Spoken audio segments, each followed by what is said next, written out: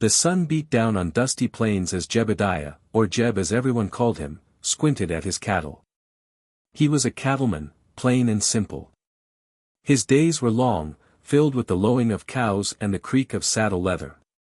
Jeb lived a quiet life, a lonely one some might say, in his small ranch house near Willow Creek.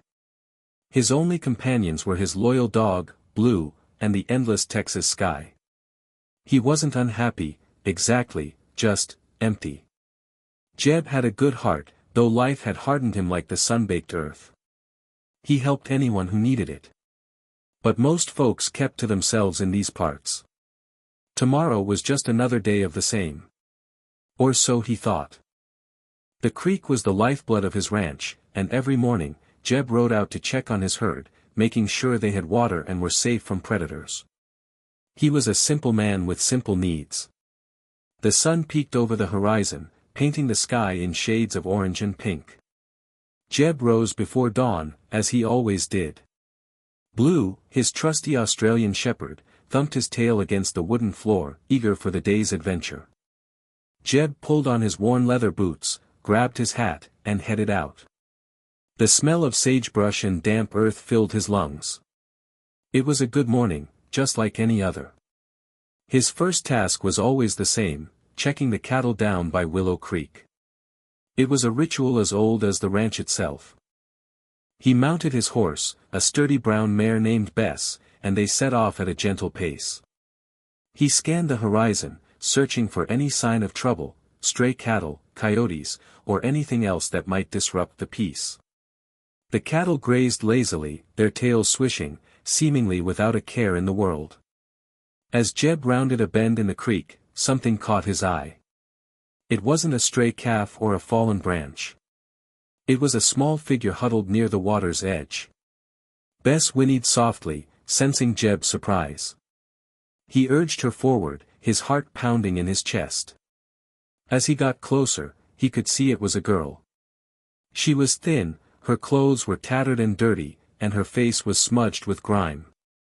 She was curled up, almost hidden by the tall grass, like a frightened rabbit. Jeb dismounted slowly, careful not to startle her.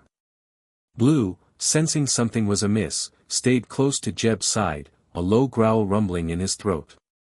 The girl didn't move, didn't even seem to notice them. Jeb knew, in that instant, that his ordinary day had just taken a very unexpected turn. Jeb took a hesitant step closer. His first instinct was to call out, but he held back. He didn't want to frighten her. He knelt down, keeping his voice soft and gentle. "Hello there, little one," he said, his voice a low rumble. "Are you all right?" The girl flinched at the sound of his voice but didn't look up. Jeb could see now how truly small she was, maybe only 7 or 8 years old. He felt a pang of sympathy in his heart. Where had she come from? Was she lost? Had she run away? So many questions swirled in his mind. He felt a strange mix of concern, pity, and even a touch of fear. He wasn't used to dealing with children, especially not ones who looked so lost and vulnerable. He didn't know what to do, but he knew he couldn't just leave her there. He remembered the sandwich he'd packed for lunch, a simple thing with ham and cheese. Slowly, he reached into his saddlebag and pulled it out, unwrapping it carefully. The smell of the bread and meat seemed to catch the girl's attention. Her head lifted slightly, and she peeked at him through tangled strands of hair. "I have some food here," Jeb said gently, holding out the sandwich. "Are you hungry?" He kept his voice calm and reassuring. Blue whined softly, sensing the girl's fear. Jeb stroked Blue's head, offering silent reassurance. The girl hesitated for a long moment, her eyes darting between Jeb and the sandwich. Finally, with a small, trembling hand, she reached out and took it. She clutched it tightly, as if afraid it would disappear. She ate slowly, cautiously, taking tiny bites as if savoring every morsel. Her eyes remained fixed on Jeb, watching him carefully. He stayed still, offering her space and silence. He could see the hunger in her eyes, a deep, gnawing emptiness. It broke his heart. When she finished the sandwich, she looked up at him, her eyes wide and questioning. A tiny bit of food was smudged on her cheek. Jeb smiled gently. "More?" he asked softly. She nodded almost imperceptibly. He reached into his bag again and pulled out an apple, offering it to her. She took it with the same quiet gratitude, and began to eat it slowly, methodically, peeling it with her small fingers before taking each bite. Jeb waited patiently while she finished the apple. He didn't ask her any questions, didn't press her to speak. He could tell she was scared and vulnerable. He figured she would talk when she was ready. He just wanted her to feel safe. He noticed she didn't offer her name or say a single word. Most children her age would be chattering away, asking questions, but she remained silent, guarded. It made him wonder what she had been through. He decided to take things slow, to earn her trust. He knew that whatever had happened to her, it wasn't good. He would just be patient and kind. That was all he could do for now. Once she finished the apple, Jeb stood up slowly. "Come on," he said gently, extending a hand. "Let's go back to the house. You can get cleaned up." The girl hesitated for a moment, then took his hand. Her hand was small and cold in his. He helped her onto Bess, sitting behind him, and then led the horse slowly back towards his ranch house. Blue trotted alongside them, his tail wagging tentatively. Jeb's house was small and simple, but it was clean and warm. He led her inside and pointed to the bathroom. "There's warm water and soap," he said. "You can take a bath. I'll find you something clean to wear." He rummaged through his meager closet and found a clean, oversized shirt. It would be big on her, but it was the best he could offer. He left it on the bed for her and closed the door, giving her some privacy. While the girl was in the bath, Jeb set about making dinner. He didn't have much, but he could make a simple stew with some vegetables and leftover beef. The smell of the simmering stew filled the small house, creating a warm and comforting atmosphere. When the girl emerged from the bathroom, she was clean and her hair was damp. Jeb's shirt swallowed her whole, but she seemed more relaxed. He ladled some stew into a bowl and placed it on the table for her.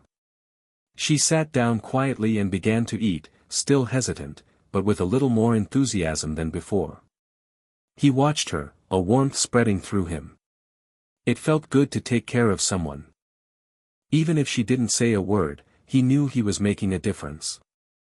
After dinner, Jeb cleared the table and started making up the couch for her.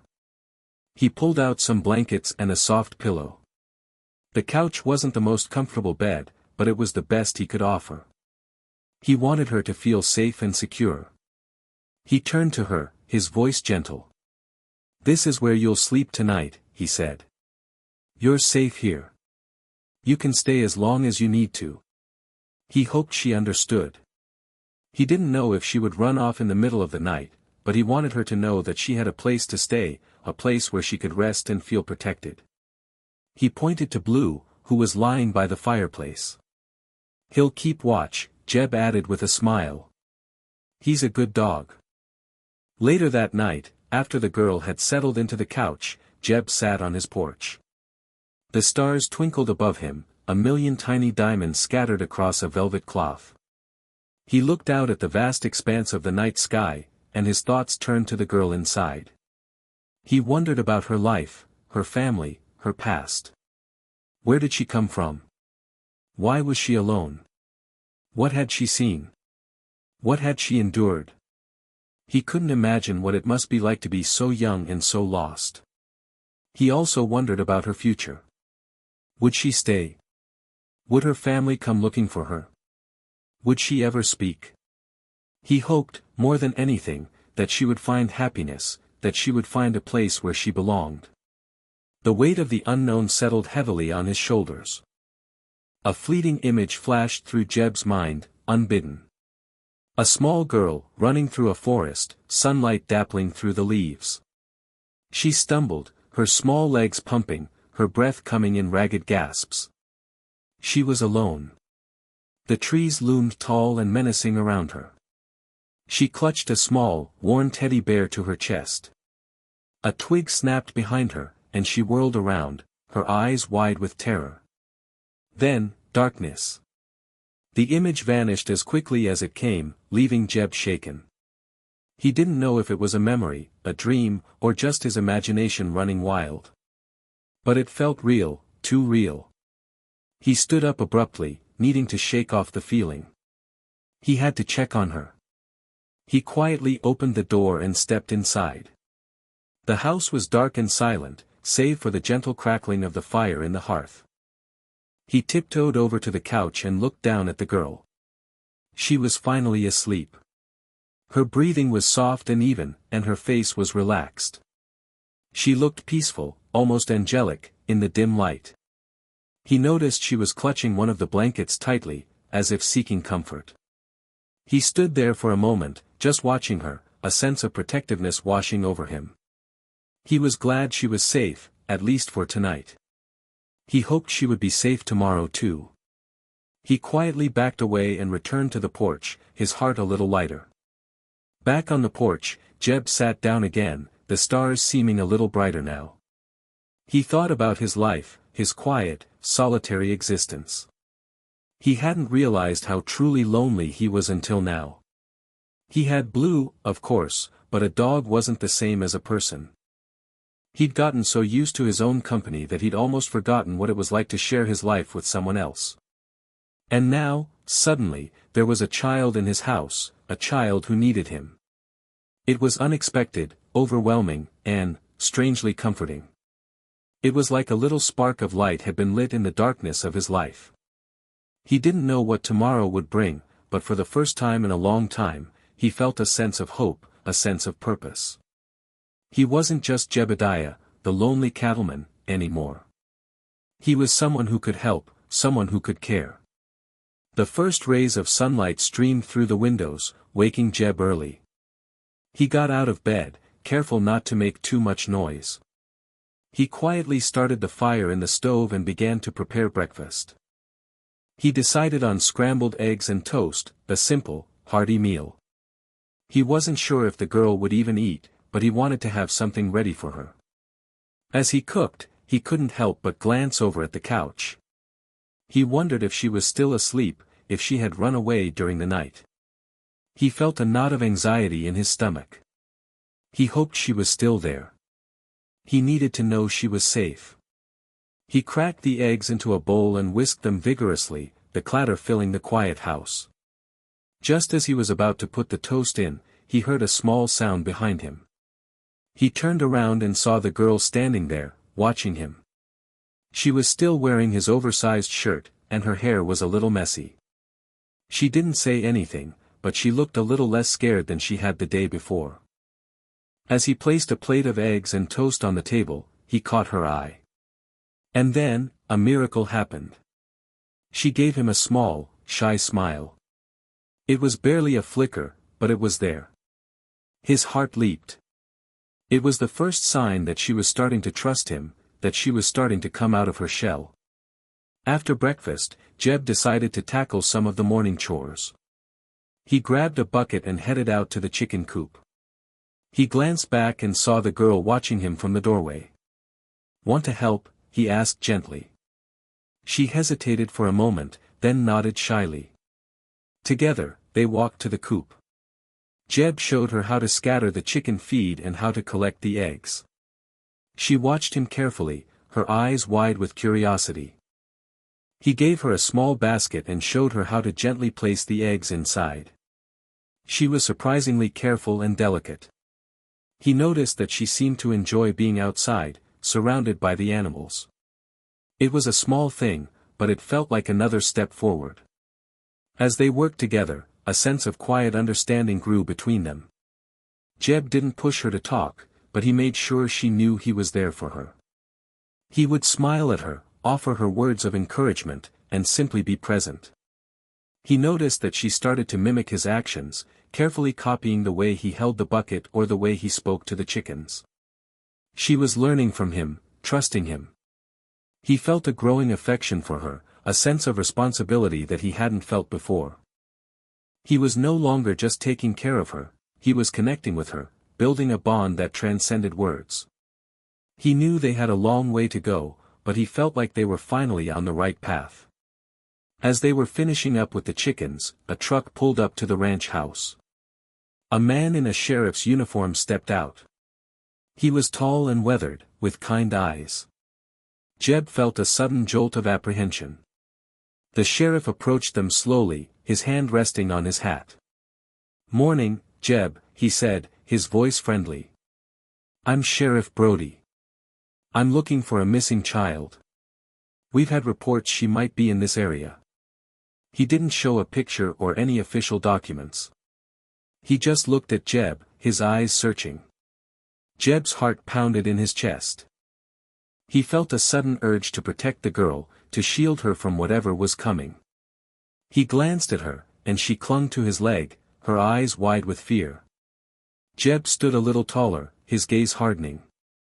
He was ready to deny everything, to protect this child at all costs. But then he looked into Sheriff Brody's eyes and saw only kindness and concern. He realized the sheriff wasn't a threat, he was just trying to help. He sighed, his shoulders slumping slightly. "Sheriff," he said, his voice a little rough. "I found her by the creek yesterday. She was lost. I took her in." He hesitated, then gently nudged the girl forward. "She hasn't said much." He wanted to protect her, but he also knew that keeping her hidden wasn't the right thing to do. The sheriff's expression softened. He knelt down, his voice gentle. "Hello there, little one," he said. "Are you lost?" The girl looked up at Jeb, her eyes pleading. He nodded gently, offering her silent encouragement. He knew it was time for her to speak, to face whatever was coming. He squeezed her hand reassuringly. She took a deep breath, her small chest rising and falling. Then, in a voice barely above a whisper, she said, I think so." She looked at the sheriff, then back at Jeb, her eyes filled with uncertainty. The sheriff smiled kindly. "What's your name, honey?" he asked softly. The girl hesitated again, then whispered, "Lily." Jeb felt a pang of sadness. Lily. A pretty name for a pretty girl.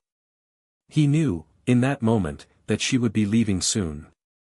"Lily," Sheriff Brody repeated softly, his eyes filled with compassion. "Lily, your family has been looking for you. They're very worried." He explained that Lily had been traveling with her family when their car broke down near the woods. While her parents were trying to fix it, Lily had wandered off and gotten lost.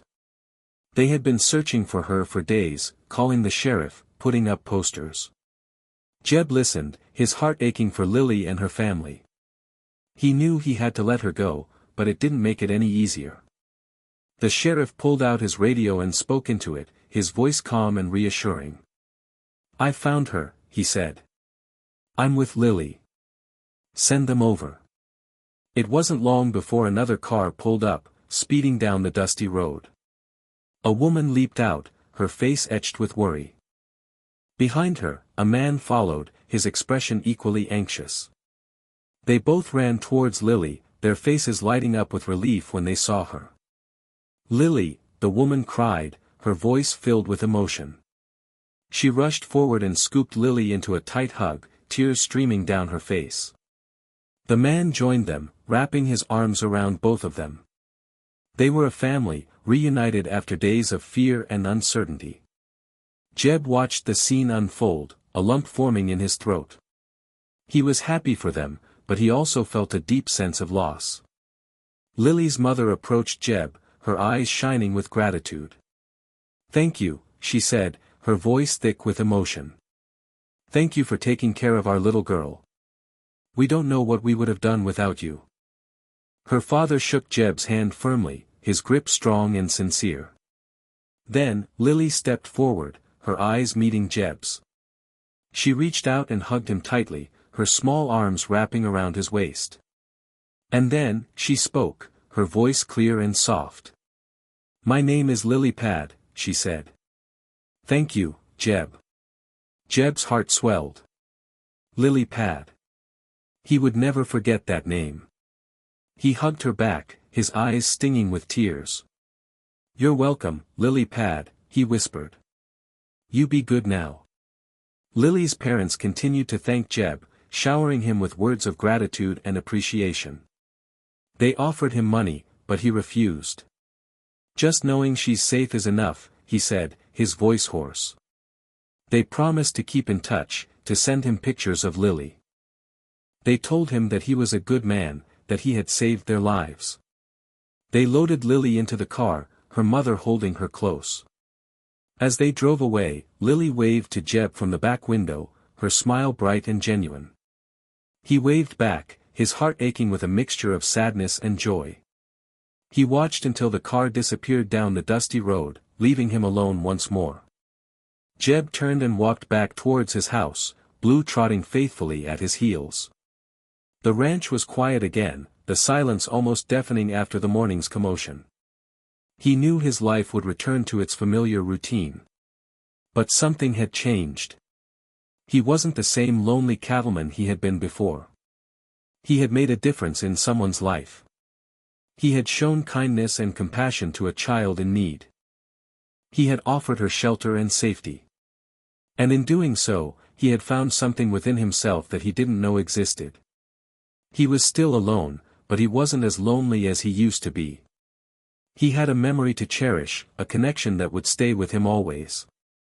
That evening, Jeb sat on his porch again, looking up at the stars. They seemed even brighter tonight, as if celebrating the reunion of a family. He thought about Lily Pad, about her shy smile and her whispered, "Thank you." He realized that even small acts of kindness could have a big impact on people's lives.